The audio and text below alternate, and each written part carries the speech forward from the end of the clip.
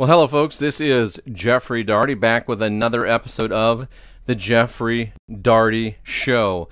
And my, oh my, it has been an interesting couple of weeks, kicking it off with my appearance on Coast to Coast AM with George Norrie.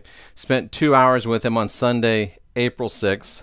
An incredible far-reaching interview based upon my book, Apostle Paul Antichrist, which talks about the beginning of the New World Order and how the message of Jesus was hijacked to create that New World Order control matrix that still to this day controls our lives and reaches down into every area of our lives. You can listen to that interview on my website. You can go to Apostle Paul Antichrist or IamNCK.com, and you'll see the Coast to Coast logo. Click on it, and you can listen to both hours of the program, commercial free for the most part, so it makes for a little bit of a quicker and more enjoyable listening experience. Now, there's also a lot of data being downloaded during that broadcast, so we did prepare an Apostle Paul Antichrist fact sheet. You can request that as well on ApostlePaulAntichrist.com or IamNCK.com. We'll be glad to send you that fact sheet. And I've also completed the book of James, compiling it from the original Greek into modern English, omitting any Pauline references, of course, that weren't in the book of James, or also omitting anything that is supporting blood sacrifice. And we'll talk about that more in the days and weeks to come. But I'm in the midst of compiling the entire New Testament in chronological order, James being the first book that was written, without any of the Pauline writings and without any of the references to blood sacrifice. That's going to be called the Testament of Jesus and His Apostles. I am compiling that as we speak. Almost finished with 1 Peter. When we're finished with 1 Peter, which was book number 2 in the New Testament in chronological order, well, we'll make that available on the website as well. We're making those available for free. All you have to do is send me an email, ask me for it. We'll make it available to you.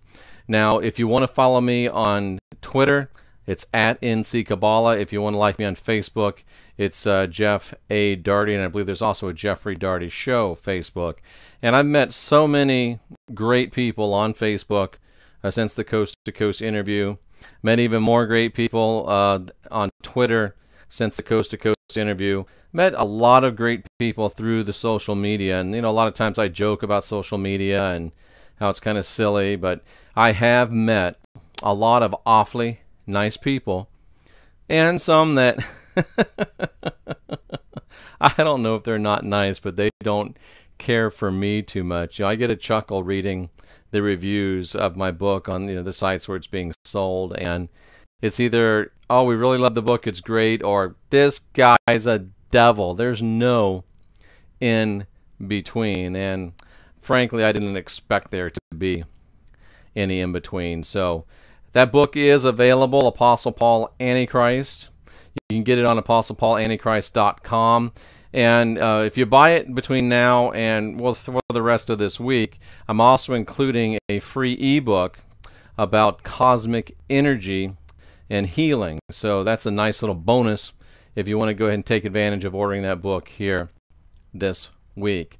We're trying to get ready to kick off the NCK tour, planning to have that come out by August 1st. I'm going to jump in an RV, living there, liquidating everything here at my home in Florida, and going on the road, bringing you news and shows from all of the great spiritual places in the United States. That's right, all of them. We're going to go to all of them as long as it takes, if the Lord should tarry. I did just finish compiling the book of James, and there's a warning there about saying I'm going to do this and that, but you should always say, if the Lord wills. So, Lord willing, we will be on the road August 1st. If you know of an RV that someone would like to donate, that'd be fantastic. If you know of an RV that someone would like to sell for a really good price, that would be wonderful. I think fantastic is a little better than wonderful, but wonderful is good too. And if you want us to come to your town, we'll also be doing speaking engagements. We'll be doing book signings, and we'll be doing, again, the live shows from all of the super cool places. So want to go to metaphysical churches and speak, want to go to conferences and speak, and then add that with the live appearances at the different spiritual sites. And I think we've got something that's never been done before, and something that's going to be of great use and help to all of our listeners and to people as a whole and at large. Great times happening here. I just watched the blood moon the other night. I was actually out there for about an hour and a half. I enjoyed it. I was quite taken with it. I thought it was beautiful. I thought it was awesome. I thought it was awe-inspiring. And, you know, I was thinking that back in the days before humanity had the understanding of astronomy and what was going on, what it must have been like to see the moon turn red. I was a little dubious. I'd never seen one before. Didn't know if it was going to turn red. Folks, it turned red. The moon did, in fact, turn blood red. I was looking for the skies to fall and stars to fall from the heavens and the heavens to recede like a scroll, if you know your Matthew 24. But it was very interesting, and you have a lot of very interesting things going on right now in terms of prophecy, and whether you're a Christian or not, whether you believe the Bible or not, we all have a sense of knowing that there's going to be some interesting things happening as this age of human history, you know, winds itself down. And if you're on the side, we're just going to blow ourselves up. If you're on the side of Jesus coming back, if you're on the side of mankind taking over the world for good and turning it up and offering it up to God when He comes back, or if you're in the side of aliens coming back, or even if you're in the side of I forgot what I was going to say, but I thought it was pretty profound. But anyway, whatever your belief is on the end days and the wrap up of this, if you think the astral realm is going to collapse and we'll be going back to the trees if we don't ascend, well, whatever you think, most people will agree and realize and postulate that we're coming to the end of the end. And with the Pope making his staggering statement, that's here on my website at imnck.com. There's the Pope. You'll know him. He's the guy in the white. And he makes a stunning, staggering statement. He sends an 8-minute video to American Pentecostal evangelist Kenneth Copeland of Name It and Claim It fame, asking for unity, encouraging unity, loving each other up. Very bromantic moment. It's a true bromance. And then in bromantic fashion and in bromantic response, Mr. Copeland gets up there and launches his own personal love fest towards the pontiff. And I'm okay for unity, but when it has to be unity around truth and unity around love and unity around reality. And when it's unity around control and deceit and liberty squelching religiosity and political socio type situations, I'm not for that. I mean, you can have perfect unity if everybody's a slave, and I'm afraid that may be what they're talking about. So it's very interesting that the Pope, who is a Jesuit, or was a Jesuit, I don't know how it happens, what happens when you become Pope, but Francis was of the Jesuit order. They've long been known as like the Army of Jesus, the very most militant folks within the Catholic Church. And being a 20-year Pentecostal evangelist myself, it can very well be said that the Jesuits are, or excuse me, the Pentecostals are the Jesuits of the Protestant movement. So you have the Catholic Jesuits and the Protestant Jesuits joining together, and I have already formed an organization that is going to facilitate this unity. So folks, they're serious about it. They are serious about it. And I can't help but wonder, the Jesuits, the Army of Jesus, the soldiers of Jesus, the Pentecostals who are by far the most aggressive and most enthusiastic, the biggest zealots, you may say, within Protestant realms. You've got two very, very aggressive, one could even say militaristic factions of the Catholic realm, which represents about 1 billion people, and of the Protestant realm, which if you put them all together represents another 1 billion people. So you've got about 2 billion people.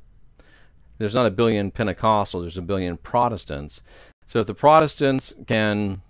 Pentecostals can rile up the Protestants or browbeat them, and if the Jesuit Pope can rile up or browbeat the Catholics, boy, you could get 2 billion people or thereabout militantly aggressive. And then you start getting into things. I remember I used to read about Ellen White's prophecies of Sunday laws and things of that nature and think they were kind of silly. But I'll tell you what, you get the Pope and the Cope together leveraging 2 billion people, maybe you will see some Sunday laws. Maybe you will see some great persecution on those of us that will not go along with the new one world religion. And you know, I'm not a big 11/11 type guy, but I see 11/11 every day. I just glanced down at the video, it was 11/11. So that's very interesting. We'll have to talk about that someday on one of these shows. But the Jesuits are getting together, and the Jesuits are about ready to launch an aggressive evangelization and recruitment drive, and I wonder where that's going to leave those of us that have no intention of going along with them. Very, very interesting. And that brings me to really the main point I wanted to talk about today. And I believe that it is time for another Reformation. It is time for the second Reformation, if you will. And I'm reminded of the words of Thomas Jefferson, who said, I hold that a little rebellion now and again is not a bad thing. He went on to say that he thinks a little rebellion now and again is as necessary in the political realms as natural storms are in nature. And I would add, and I think Jefferson would add too, if you read into his writings, a little rebellion now and then is also necessary and natural within the spiritual realms. And if you'll remember what the first Reformation was, you had the Catholic Church was ruling everything and everyone. It was the dominant religion.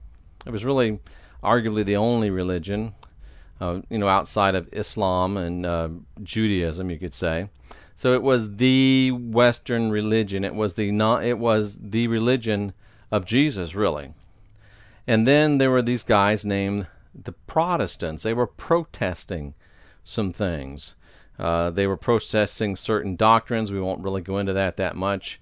And this fellow named Martin Luther, who was a priest, monk, he went and he nailed some theses or some, statements up on the door at Wittenberg Chapel. And I remember reading that and studying that when I was a kid and when I was in Bible college. And I thought, wow, he walked up to the church and he nailed something to the door. Well, I've been to Wittenberg Chapel, and the interesting thing is that then, and to some point now, the doors did serve as bulletin boards, if you will. So it wasn't quite as dramatic as we might think. He wasn't walking up, to a door that wasn't used for that purpose and nailing something to it. He basically was just posting his theses on the community bulletin board. And while the act wasn't as rebellious as we might have originally thought, the content certainly was, speaking against things like the selling of indulgences and several other areas about the Catholic Church, which led to the Protestant Reformation. They finally broke off, and you had the Catholic Church, and then you had the Protestant Church. And the Protestant Church has broken off now into more splinters than anyone can name. And basically, if you're trying to understand what a Protestant is, that's anybody that says they are Christian that's not a Catholic. Typically, the Protestants are the born-again ones, the Pentecostals, the Baptists, the Methodists, the Lutherans, the Episcopalians, and everybody else pretty much that's not Catholic is what we would call a Protestant.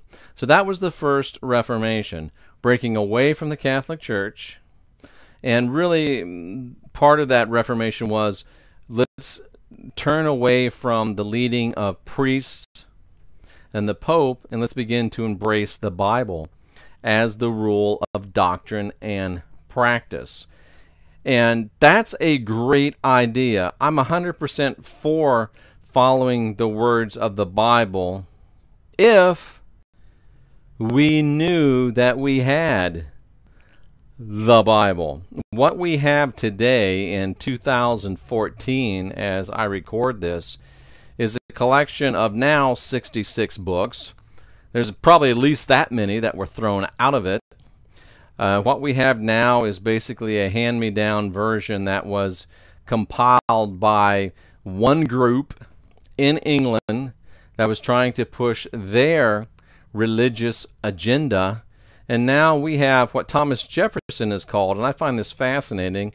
I've thought it myself for a long time, obviously not quite as long as President Jefferson felt it, but President Jefferson said that the Bible, as we have it, and he read King James Version just as we read King James Version, which is kind of interesting to think, isn't it?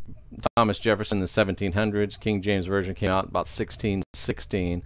So Thomas Jefferson, George Washington, those guys were reading the same Bible that many of you read. I don't have my Bible within arm's length, but it is a King James Bible. And Thomas Jefferson said this, and I find it fascinating, I find it brilliant, and it is very, very true. Thomas Jefferson said that he said the New Testament is a dunghill. Dung is, you know what dung is? It's excrement, and a hill is a big pile of it. So Thomas Jefferson called the New Testament a steaming dunghill of bad doctrine and teachings of men.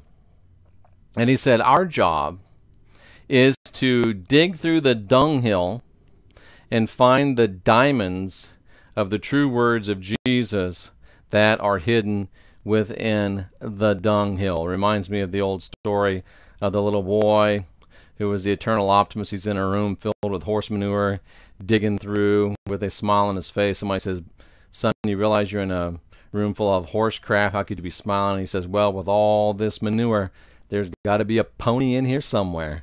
And that's the place that we're at now in 2014 as people that want to believe and understand and follow the words of Jesus. I consider myself a follower of the words of Jesus. I consider myself a follower of the teachings of Jesus, but I am not talking about the Sunday, go to church, stained glass Jesus.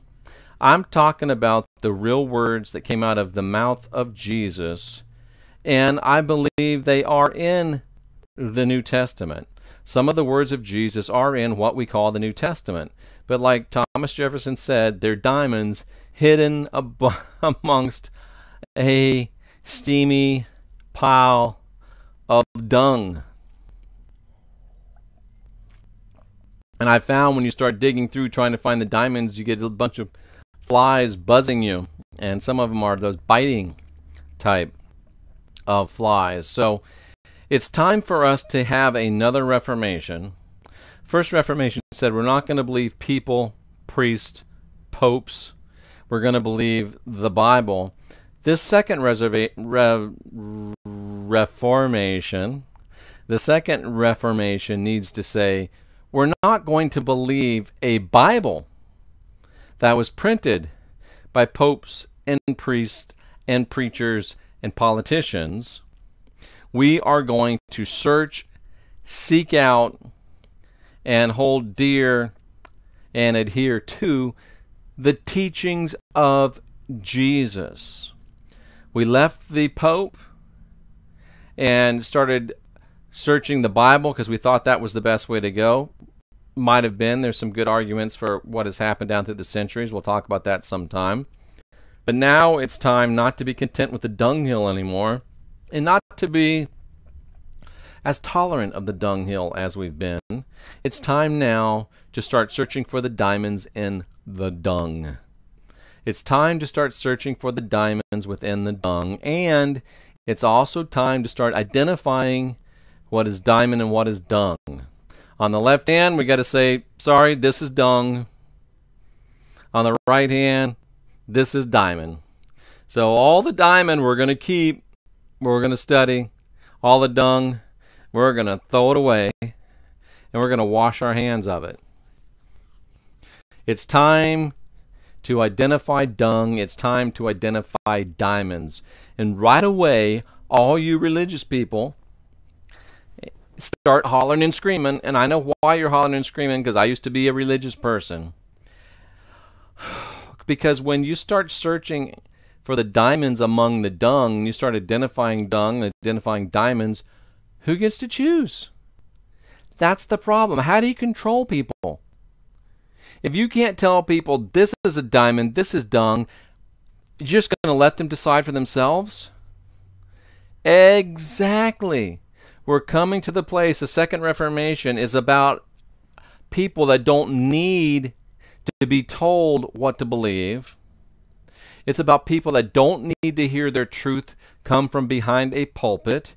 It's about people that don't need to hear their truth come out of the mouth of a pope, a priest, a preacher, a rabbi, or whatever they call Islamic clergymen. Emirs is the only one that I can think of. It's about people that say, you know what? Jesus said that I have the kingdom of heaven within me, and I can go straight to the Father or the universe, whatever you call it, / him, her, they.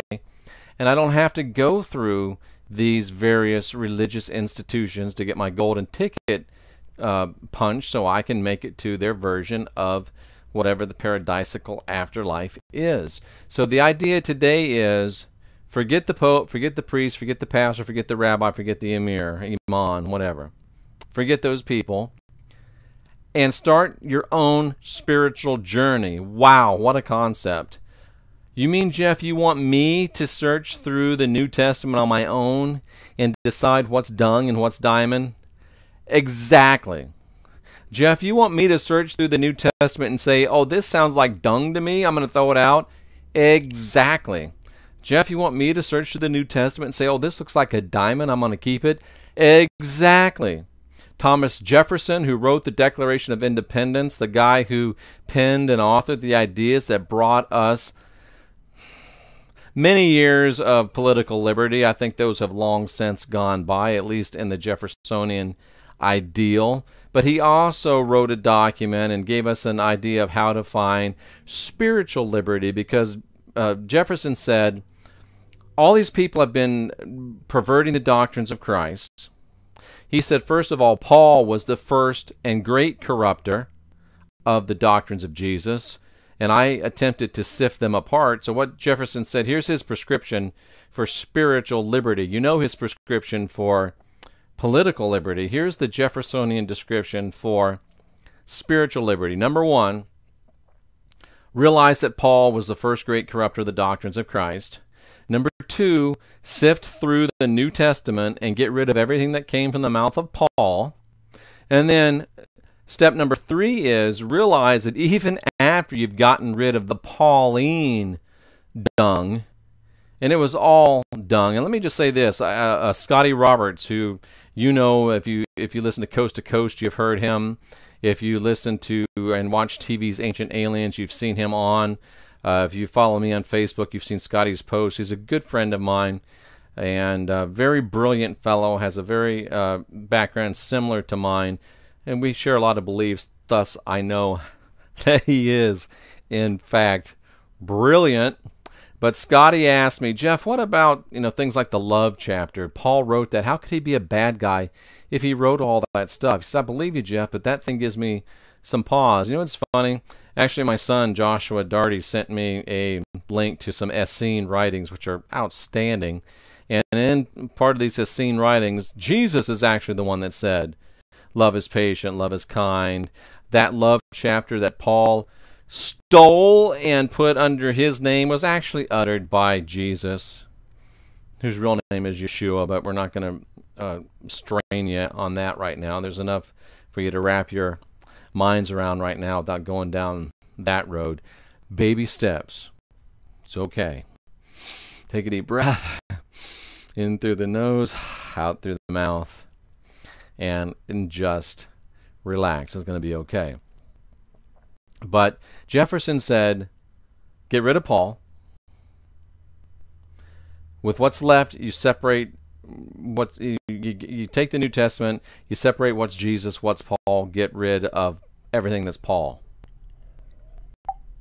And then he said, even though Paul's gone, you're still left with a steaming pile of dung. Those are not my words, folks. Those are the words of Thomas Jefferson. He wrote them in the 1820s, and he actually said these words.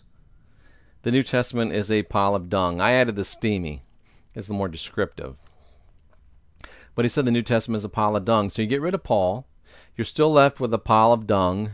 And then what do? You sift through the dung, and you find the diamonds, which are the true words of Jesus. Somebody says, well, Jeff, what if we don't come up with the same diamonds? You know what that's called? That's called individual spirituality. You may find something in there that's a diamond to you, and it might be kind of dungish to me. Now, there are diamonds that are just diamonds that are in there, and, you know, that's just is what it is. But there's going to be some things that are diamondish to you that are more dungish to me. And there's going to be things that are diamondish to me that are not so diamondish to you. And there may be some things that I say is dung. And as I go through compiling this testament of Jesus and his apostles, I am throwing some dung out. Some of you might be upset with me, but you know what? I've been doing this for 35, 40 years. And if it smells like dung, if it has the consistency of dung, it's probably dung. I'm pretty confident in my ability to identify dung because I've slung so much dung since I was young. How about that? Just off the cuff. But really, I've been, preached so much crap for so many years. I'm able to pretty well identify it.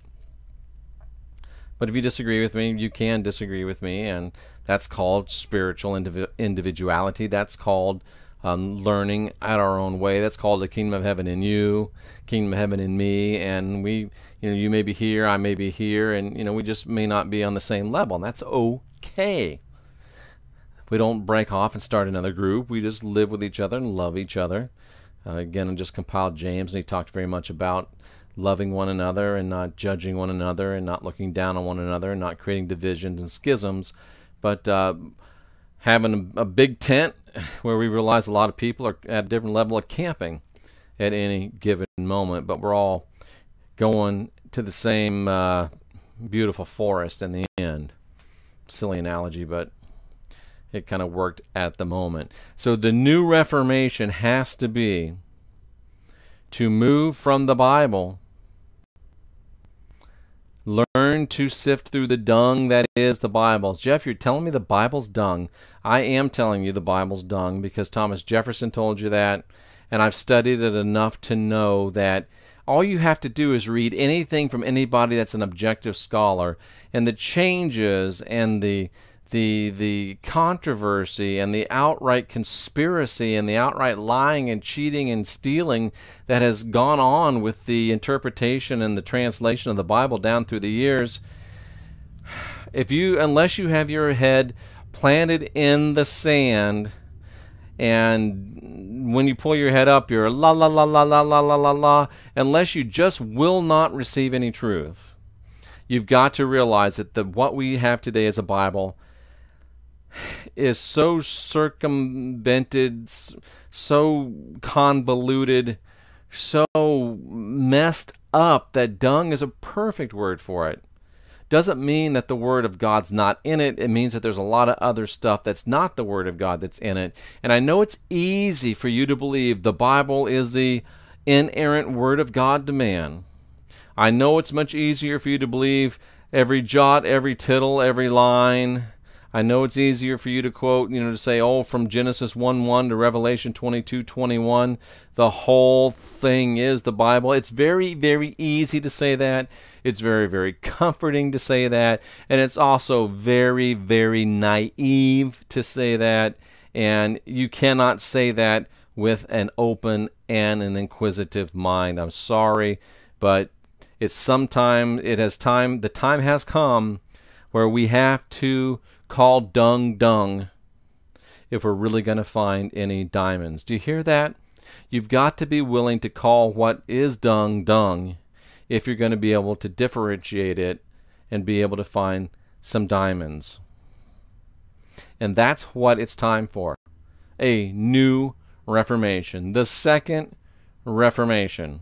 We threw out the dung of being ruled over by men in dresses.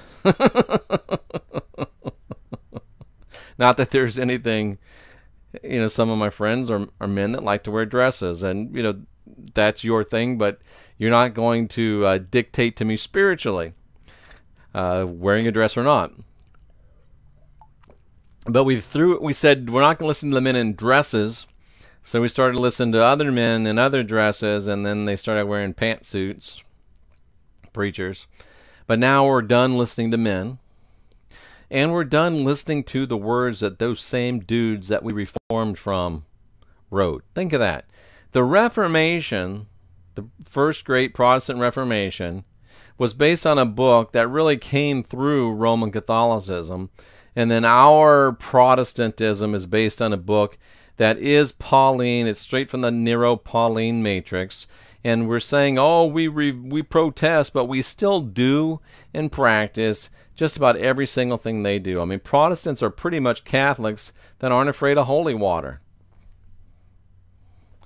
And it's time to realize that we can no longer, in 2014, in the day and the age of true spiritual enlightenment and awakening, continue to depend upon the words of other people or the words of a book that was written by other people. It's time for us to take up the Jeffersonian challenge. That's Thomas Jefferson, not Jeffersonian challenge. It's time to take up the Jeffersonian challenge to rid ourselves of Pauline teaching and then sift through the rest of the dung to find the diamonds, which are the true teachings of Jesus. And here's a little tidbit for you. You won't find all the teachings of Jesus in the New Testament. You won't find all the teachings of Jesus in the Old Testament. There are other sources of wisdom that contain true teachings of Jesus. The Nag Hammadi Gospels, for one. The Gospel of the Holy 12. The Essene writings are tremendous. There's probably some dung there too. Dung being defined as something written by men. But when you put all these things together, you find a true message of enlightenment. And I think you find the true message of enlightenment that Jesus meant for us to receive. So folks, the easy way is gone. It's not the easy way, it's the lazy way. The lazy way is over. True spirituality is not for lazy people. You can be lazy or you can be spiritual. You can't be both. And I'm convinced more and more that you can be religious or you can be spiritual. You cannot be both. Folks, it's time for another Reformation. A little Reformation now and again is a very good thing. So here, take up the challenge. Join me in the second Reformation. You can contact me at IamNCK.com. New website. I think it's super cool. Looks great. You can contact me at ApostlePaulAntichrist.com. New website. Super cool. Think it looks great. Buy the book this week. Get a bonus ebook on cosmic energy and healing. And you can also contact me on Twitter at NC Kabbalah. Contact me on Facebook, Jeff A. Daugherty, or the Jeffrey Daugherty Show. And until then, you can also contact me through my website. And I'll be looking forward to speaking with you. I'll be looking forward to talking with you, texting with you, messaging with you. And folks, it's time to start the Second Reformation. And I'm here with you, digging through dung, looking through diamonds. And until then, this is Jeffrey Daugherty, as always, wishing you peace and light.